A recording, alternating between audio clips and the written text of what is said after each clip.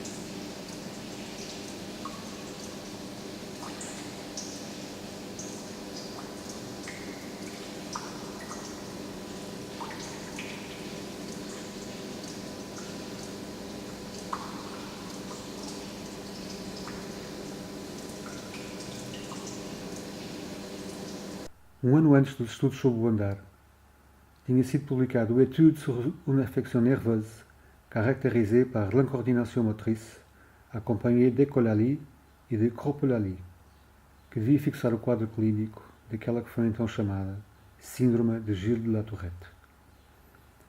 Aqui, o mesmo distanciado gesto mais cotidiano que tinha permitido o método das pegadas, aplica-se à descrição de uma impressionante proliferação de tiques, de surtos espasmódicos e maneirismos que não podem ser definidos senão como uma catástrofe generalizada da esfera da gestualidade. O paciente, não é mais capaz nem de começar nem de finalizar os gestos mais simples. Se consegue começar um movimento, este é interrompido e deslocado por abalos privados de coordenação e por frémitos nos quais parece que a musculatura dança, córea, de maneira totalmente independente de uma finalidade motora. O equivalente desta desordem na esfera do caminhar é descrito exemplarmente por Charcot nas suas Leçons du Mardi. Aquele que parte com o corpo inclinado para a frente, com os membros inferiores enrijecidos, em extensão colados, por assim dizer, um ao outro, apoiando-se sobre as pontas dos pés, estes deslizam de algum modo sobre o solo e a progressão efetua-se através de uma espécie de rápida trepidação. Quando o sujeito é assim lançado para a frente, parece que ele a cada instante ameaça cair para a frente. Em todo o caso, é-lhe quase impossível parar a si mesmo. É frequente necessário segurar-se num corpo vizinho. Dir-se-ia um autómato movido por uma mola. E nestes movimentos de progressão rígidos, espasmódicos, como compulsivos, não há nada que lembra a flexibilidade do andar. Finalmente, depois de várias tentativas, aquilo partiu, e conforme o mecanismo indicado, desliza sobre o solo mais do que caminha, com as pernas enrijecidas, ou pelo menos se flexionam com dificuldade, enquanto os passos são, de alguma maneira, substituídos por diversas trepidações bruscas. O mais extraordinário é que estas desordens, depois de terem sido observadas em milhares de casos desde 1885, praticamente deixaram de ser registadas nos primeiros anos do século XX, até ao dia em que, no inverno de 1971, Oliver Sacks, caminhando nas ruas de Nova Iorque, creu poder notar 3 casos de autismo no espaço de alguns minutos. Uma das hipóteses que pode sustentar para explicar este desaparecimento é que, neste meio tempo, ataxia, tiques e distonias vinham ser nada norma, e que, a partir de certo momento, todos tinham perdido o controle dos seus gestos e caminhavam e gesticulavam freneticamente. Em todo o caso, esta é a impressão que se tem assistido nos filmes que Marais e Lumière começaram a rodar precisamente naqueles anos.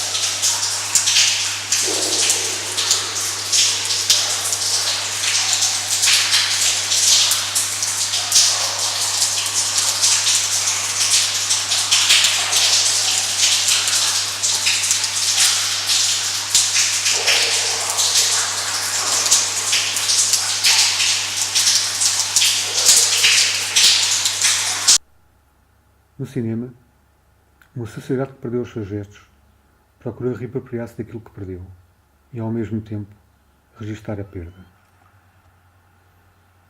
Uma época que perdeu os seus gestos é, por isso mesmo, obcecada por estes. Para homens dos quais toda a natureza foi subtraída, cada gesto torna-se um destino. E quanto mais os gestos perdiam a sua desenvoltura sob a ação de potências invisíveis, tanto mais a vida se tornava indecifrável. É nesta fase que a burguesia, que poucos decénios antes ainda estava solidamente em posse dos seus símbolos, é vitimada pela interioridade e se consigna à psicologia. Nietzsche é o ponto em que, na cultura europeia, esta tensão polar de um lado para o esfacelamento e a perda do gesto, e de outro para a sua transfiguração num facto, atinge o seu cume. Uma vez que somente como um gesto, na qual potência e ato, natureza e maneira, contingência e necessidade se tornam indiscerníveis, em última análise, portanto, unicamente como teatro, é inteligível o pensamento do eterno retorno. Assim falava Zaratustra, é o balé da humanidade que perdeu os seus gestos.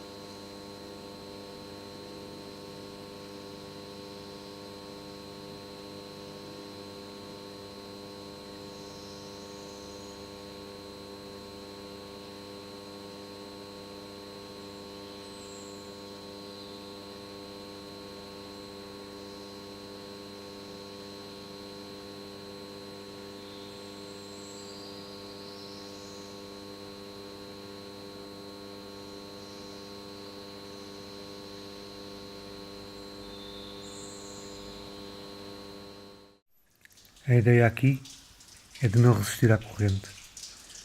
Vem-se à tona quando se deve vir à tona e mergulha-se quando se deve mergulhar.